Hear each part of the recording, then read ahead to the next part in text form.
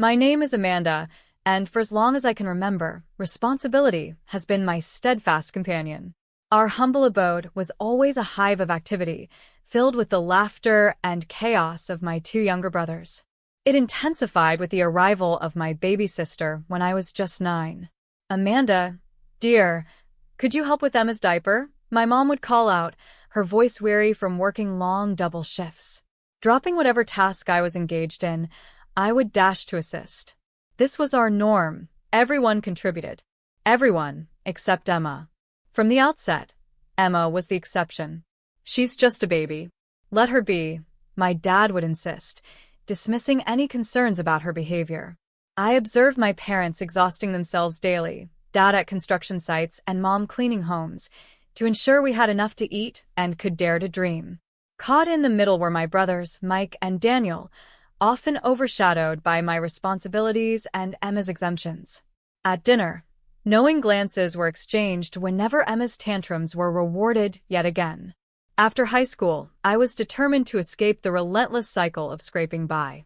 My job at the local diner wasn't glamorous, but it marked a beginning. Every dime I made was stashed away in my college fund jar, hidden in my closet. At night, I'd count my savings, dreaming of the day I could enroll at the community college. My dedication didn't go unnoticed, and soon I was promoted from waitressing to managing the diner's finances. College no longer seemed unattainable. I enrolled in evening classes, balancing work and studies with an unanticipated fervor. The fatigue was palpable. Many nights I fell asleep on my textbooks, only to rise at dawn for another workday. Observing Emma's carefree life, sleeping till noon, skipping school, facing no repercussions, only spurred my determination to succeed. "You're going to burn yourself out," my dad cautioned one night, finding me studying past midnight. Smiling, I responded, "Maybe, Dad, but I'm going somewhere. I promise you that." My hard work paid off. I earned my college degree, which opened doors I had only dreamed of. Hired as a junior analyst at First National Bank, I poured the same tenacity into my job as I did into my studies. Within months, my supervisor commended my rapid progress, hinting at a bright future. Perhaps my knack for numbers and navigating office politics were skills honed from years of managing family dynamics. Meanwhile, Mike and Daniel moved out, carving their own paths, while Emma continued her carefree existence at home. Calls from Mom about Emma's escapades were frequent: late nights, transient boyfriends, faltering grades. I listened but detachedly. That chapter of my life was behind me. I had my apartment, my career, my aspirations. Then, a call one morning disrupted everything. "Emma's pregnant, and the father has left for Nevada. He wants nothing to do with the baby," Mom revealed, her voice tense. Clutching the phone tighter, I realized how far I'd come, and how much had yet to change. Back home, of course, they would help her with the baby. Emma was still their precious little girl, now 17, and expecting a child of her own. I remained silent on the phone, already bracing for what I knew was coming next. "You'll help too, won't you, Amanda? Come over on weekends. You're so good with children." That was the moment I began crafting a repertoire of excuses: urgent work projects, professional development courses, client meetings, anything to preserve my much-needed free time instead of caring for another child. "I don't understand you anymore," my mom lamented during a particularly tense conversation. "You used to be so helpful." "I used to be a child who had no choice but to help," I retorted. "Now, I'm an adult with my own life." "But doesn't family work both ways, Mom? Or have you forgotten the checks I send every month?" That usually silenced them, at least for a while. The checks I wrote covered substantial expenses: Emma's prenatal care, baby supplies, and ongoing costs. But no amount of money seemed to earn their approval. Over coffee one day, my Aunt Grace hinted at the family's whispers. "They're calling you heartless behind your back, saying you've changed, become cold." I stirred my coffee slowly, watching the cream swirl in the dark liquid. "Let them talk. They've never really understood me anyway." "You're seen as ungrateful," she continued, pressing the point. "Ungrateful for the privilege of raising their other children, for the chance to now raise their grandchild." I've earned everything I have, Aunt Grace. Everything. That week, my promotion to senior analyst was confirmed, bumping up my salary again. The increased checks I sent home spoke for themselves, but my boundaries remained firm. No weekend babysitting, no emergency childcare, no last-minute favors. Let them call me whatever they liked. I had spent enough of my life playing the responsible one. Between client meetings and financial reports, romance was hardly a priority, and my dating app was mostly unused. Until one rainy Tuesday night, when Blake messaged me. His profile was different, no boastful gym selfies, just a genuine smile. "I notice you work in finance," his message read. "I'm an investment advisor. Maybe we could bore each other with market talk over coffee." That coffee led to dinner, which blossomed into weekends together, evolving into 3 years of the kind of relationship I never thought I'd have time for. Blake was patient and humorous, always managing to make me laugh, even after the longest days. He mentioned during a stroll in the park, "I never thought I'd find someone who gets both compound interest and my terrible jokes." Then came the proposal, simple and sweet, in my apartment over a home-cooked meal. "I can't imagine my life without you," Blake said, presenting the ring. I said yes before he could even finish his question. Introducing Blake to my family went smoother than expected. Even Emma was on her best behavior, which felt like a minor miracle. "He's wonderful, Amanda," my mom gushed after our first family dinner. "And did you see how great he is with Peter?" she added, referring to Emma's son, my nephew, who indeed took an instant liking to Blake. The wedding was beautiful, and married life with Blake started perfectly. He meshed with the family as if he'd always been a part of it. He played with Peter for hours, seamlessly integrating into our complex dynamics. During family visits, Blake would teach Peter how to throw a ball or build with blocks. Emma watched these moments with a strange intensity that I didn't fully grasp at the time. "He's going to be such an amazing father," she'd remark, her smile loaded with meaning as she glanced my way. "You're so lucky, Amanda." That's when the probing began, initially from my family and then from Blake himself. "Don't you think it's time?" he'd ask, observing Peter scamper around our living room. "We're not getting any younger," he added.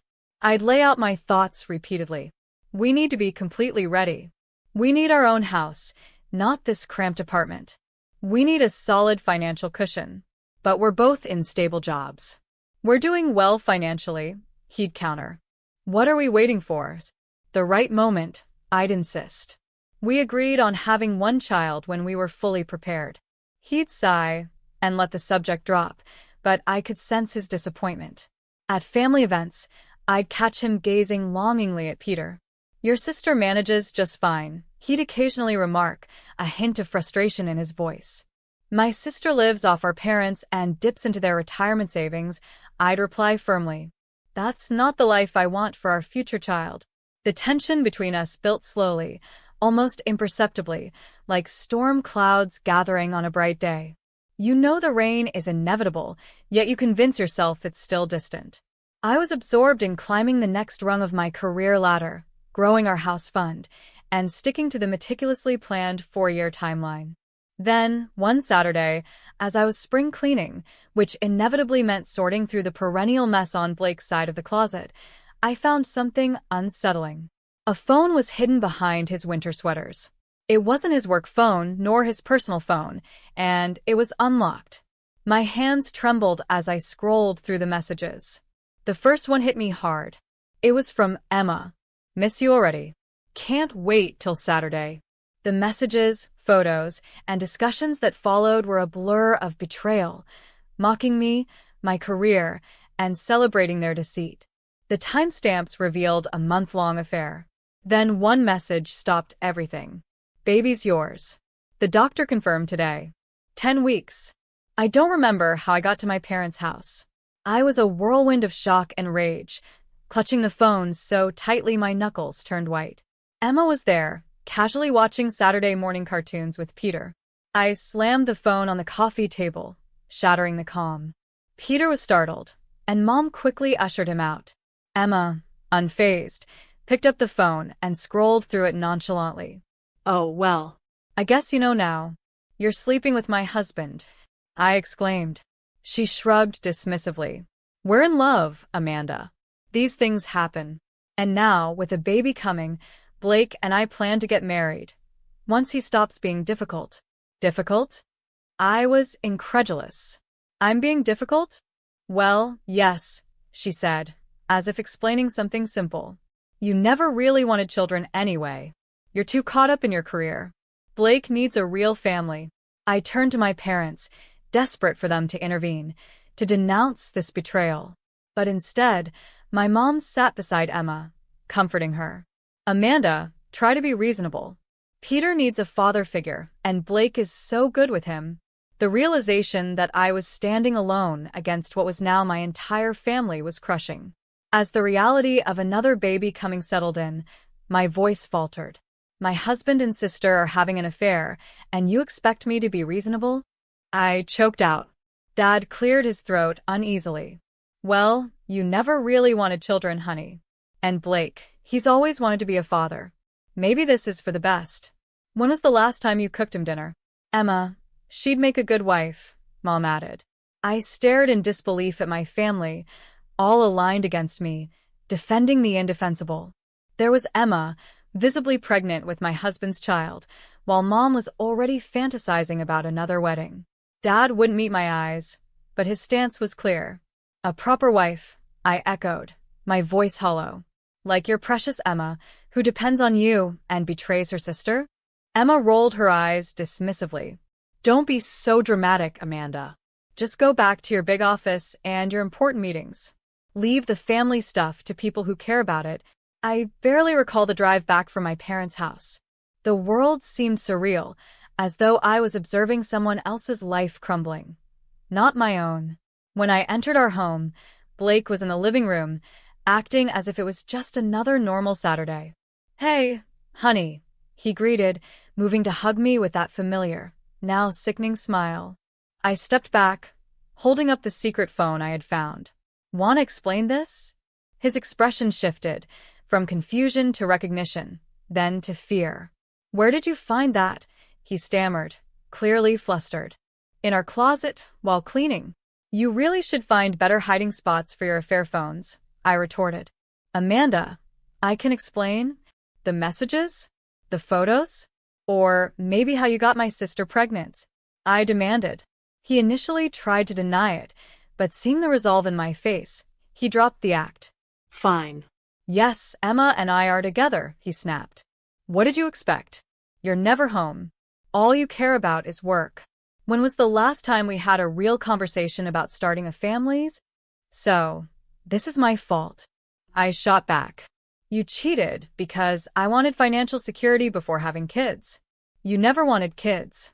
Not really. You always had an excuse, the house, the savings, the right time. Emma wants a family. She gets what's important in life. I looked at him, this stranger with my husband's face, and felt nothing but revulsion. What's important in life is loyalty, honor, and basic human decency. But I guess those aren't important to you, or my sister. Don't act all high and mighty, he retorted. You're just angry because Emma's giving me what you wouldn't. The divorce papers were filed the next day. Having proof of the affair made the process swift. My brothers, Mike and Daniel, came to help me move out. They were the only family members who stood by me. Emma was always spoiled, Mike remarked as we packed. But this is a new low. Daniel, unable to even utter her name, declared, they're dead to me. Both of them. Through my brothers, I inadvertently kept abreast of updates I'd rather avoid. Blake and Emma had a quiet wedding, attended by my beaming parents. Emma gave birth to a girl. Despite everything, life moved on, but without them in mind. As they often do, he stammered, it's not. I didn't. But seeing the resolve in my face, he dropped the act. Fine. Yes, Emma and I are together, he snapped. What did you expect? You're never home. All you care about is work. When was the last time we had a real conversation about starting a family? So, this is my fault? You cheated because I wanted financial security before having kids. I shot back. You never wanted kids, not really. You always had an excuse, the house, the savings, the right time. Emma wants a family. She gets what's important in life. I looked at him, this stranger with my husband's face, and felt nothing but revulsion. What's important in life is loyalty, honor, and basic human decency. But I guess those aren't important to you, or my sister. Don't act all high and mighty, he retorted. You're just angry because Emma's giving me what you wouldn't. The divorce papers were filed the next day. Having proof of the affair made the process swift. My brothers, Mike and Daniel, came to help me move out. They were the only family members who stood by me. Emma was always spoiled, Mike remarked as we packed. But this is a new low. Daniel, unable to even utter her name, declared, "They're dead to me." Both of them. Through my brothers, I inadvertently kept abreast of updates I'd rather avoid. Blake and Emma had a quiet wedding, attended by my beaming parents. Emma gave birth to a girl. Despite everything, life moved on, but without them in mind. They settled into a modest house in the suburbs. Peter began calling Blake Dad. Mom kept urging us to visit, clinging to the idea that we needed to be a family again. Mike shared this with me during one of our monthly dinners. She says we need to be a family again, he relayed. We are a family, Daniel responded, raising his glass. The three of us. That's enough. I nodded, thankful for the loyalty of my brothers. In a world where fidelity seems scarce, we alone recognize that some betrayals are irreparable, some bridges permanently burned, and sometimes families are healthier apart. Years of change shaped new lives for all of us. My new apartment was a loft with a view of the city skyline, complete with floor-to-ceiling windows, marble countertops, and ample space to showcase the art collection I had always dreamed of. The Mercedes parked in my reserved spot shone under the garage lights. I had achieved everything as planned. My brothers frequently visited, sharing snippets of news. Emma and Blake were floundering, having moved 4 times in 3 years, each home smaller than the last. But their struggles were no longer my concern. Then, on a Tuesday evening, a familiar number illuminated my phone screen. Amanda, Blake's voice came through, aged yet recognizable, tightening my stomach. Please don't hang up. I should have, but instead I listened. We need your help, he said, as if he had any right to ask. Emma had an accident, a compound fracture. She's had surgery, can't move, can't care for the kids, and she's pregnant again. I sat, phone pressed to my ear, wondering if this was some cruel joke. The kids need someone to pick them up from school, to watch them until I get home. Peter's struggling to manage, and with the new baby, you thought what? My voice was eerily calm. That I would help. They're your nephews, Amanda. Your family. Emma can't even get to the bathroom by herself. My family, I repeated. The sister who betrayed me with my husband? That's my family. Don't be like that, he snapped, his tone now accusatory. This isn't about us. It's about innocent children who need help. Are you too selfish to care? Too selfish, I scoffed. That's rich coming from you. We're struggling here. His voice rose. Do you know how hard it is keeping up with the expenses of children? I'm working overtime just to keep food on the table. We can't even afford a decent place to live. Meanwhile, you're living it up in your luxury condo with your fancy car. So this is about money? I countered sharply. Not all of us can just focus on our careers, he retorted bitterly. Some of us have real responsibilities. Must be nice, I replied coldly. Having the family you stole and no way to support them. Sounds like a real dream come true. The kids need parents who didn't build their lives on betrayal. Goodbye, Blake. I hung up mid-protest and blocked his number before he could call again. My mother's number flashing on my phone was almost as unwelcome. I answered anyway, out of some lingering habit.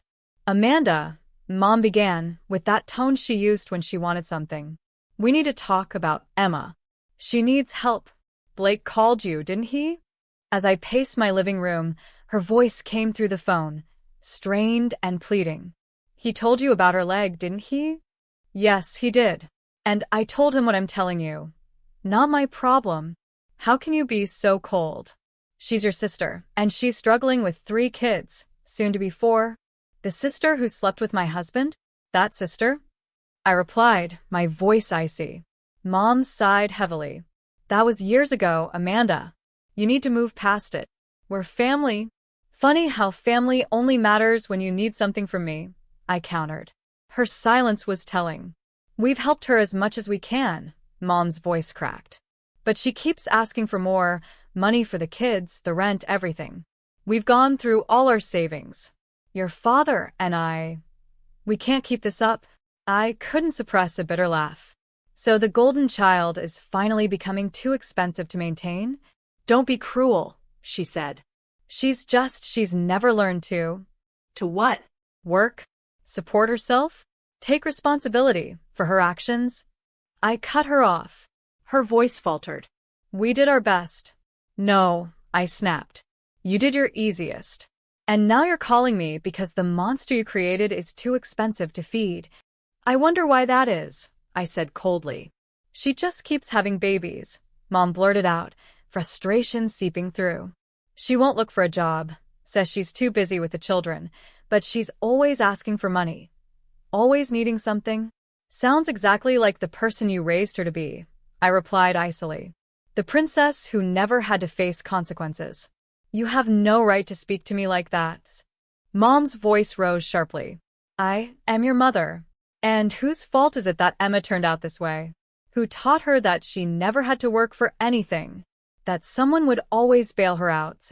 We did our best. Mom shot back. No, you did your easiest, I snapped. And now you're calling me because the monster you created is too expensive to feed. You have a duty to help your family. Mom was shouting now. After everything we've done for you. I interrupted, my voice cutting through her rant. You mean like supporting my sister when she had an affair with my husband? Or like calling me selfish for wanting financial security before having children? I don't owe you anything. I hung up before she could respond, my hand shaking with years of pent-up frustration.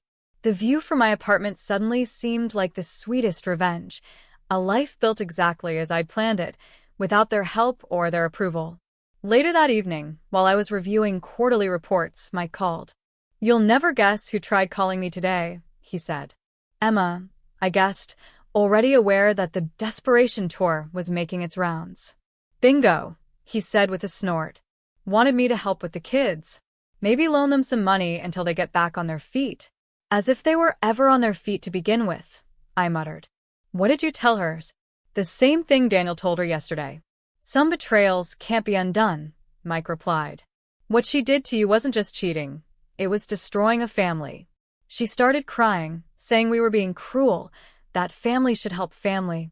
He paused for effect. I reminded her she didn't seem too concerned about family when she was sleeping with your husband. How did she take that? About as well as you'd expect. Started screaming about how we're all against her, how nobody understands how hard her life is, he said, chuckling darkly. Guess karma finally caught up with her? 3 weeks later, Daniel brought the news I'd been expecting. They've moved in with Mom and Dad, he said. Emma, Blake, the kids, all under one roof.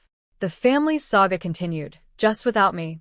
With a new baby on the way, Dad was turning his workshop into an extra bedroom. Mom and Dad, who had been looking forward to a tranquil retirement, were now on full-time babysitting and financial support duty while Emma recuperated. Mom kept an eye on the kids, though from what I heard, she mostly scrolled through her phone all day. Dad was even tapping into his pension to help cover their expenses. Yesterday, Mom dropped by my place. She seemed worried and asked if I could help them out since they were feeling overwhelmed. I wasn't surprised to hear this. The following day, she showed up unannounced at my door. I hardly recognized her. She seemed visibly older and exhausted, beyond just the physical. Before she could respond to her plea, I stopped her. Listen, you've made your decisions, I told her firmly. You chose to indulge Emma, even when she hurt me. You allowed them to move in. These were your choices. Now you have to live with them. If you show up here again, I will call the police. Are we clear? She tried to speak, but I didn't let her continue. Remember, this is the bed you made, I added. Then, I shut the door on her, blocking her number, the last family contact I had, except for my brothers. That evening, I had dinner with Tony, whom I'd been seeing for a few months.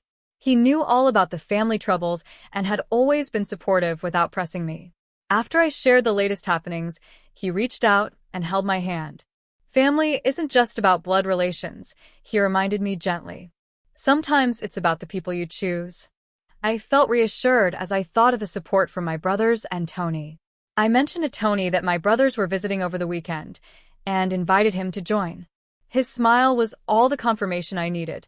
For the first time in a while, I felt genuinely content with where I was and the choices I'd made. The chaos at my parents' house was no longer my burden. I was focused on living my life, building my own family, and safeguarding my happiness.